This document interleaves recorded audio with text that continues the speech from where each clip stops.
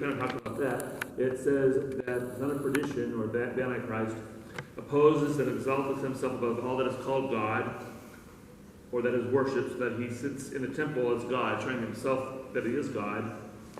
And then he says, down in verse 7, for the mystery of iniquity doth already work, and he that now letteth will let until he be taken out of the way. In other words, God allows this to happen.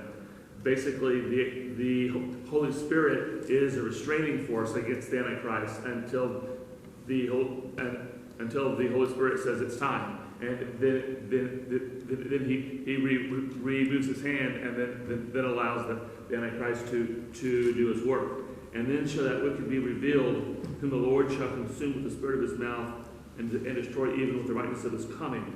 Even him who's working after the working of Satan, with all powers and signs, lying wonders. So when Roger, you're asking, is he Satan? Well, Paul says he's definitely empowered by Satan, and then it also says in verse 11, for this cause shall God send them a strong delusion, that they should believe a lie. And so I think if we just take a look at society in the past several years,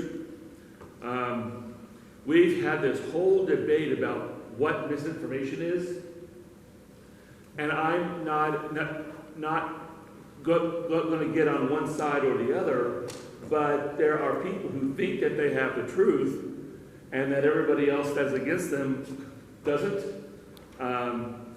And both sides cannot be true. They can't have the truth. But what I'm trying to say is, we have whole sides of people that are willing, that are consumed by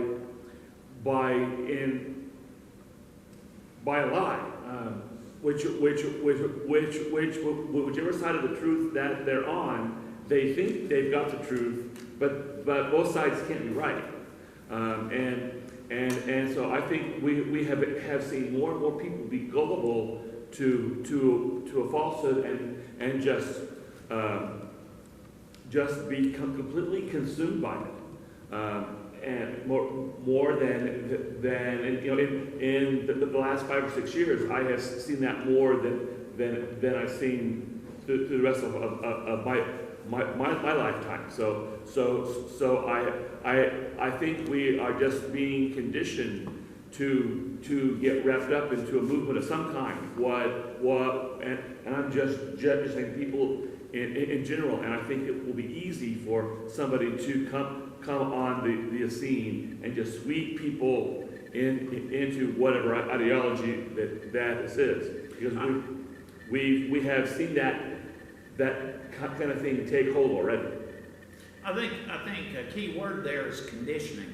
I think what's happening now is we are being conditioned, and it's happening not just in the United States, but it's happening across the world. The world is being conditioned for the rise of the Antichrist, and I believe pretty strongly that the Holy Spirit is diminishing in his withholding, and it may be gradual now, and this is just R.L. Clark theology, consider it as such, but it may be gradual now, but you're going to see the ramifications gather fastly as the Holy Spirit is not withholding. People do not realize, and this is one of the great failures of Christian people, we do not realize how much the Holy Spirit is restraining and constraining the evil work of Satan, because we have not seen it manifested. But as the Holy Spirit begins to pull back and influence against this, you're going to see it. You're going to see it immensely grow and develop. You're seeing it probably now. Again, it's not just us. It's the whole world. That's one of the things about everybody being connected in our day and age through media and stuff. We no longer live in a world where the United States is here and everybody else is over there. We're now one big community, and I don't mean that in certain ways. I'm just saying everybody's tied in now, and all this stuff influences.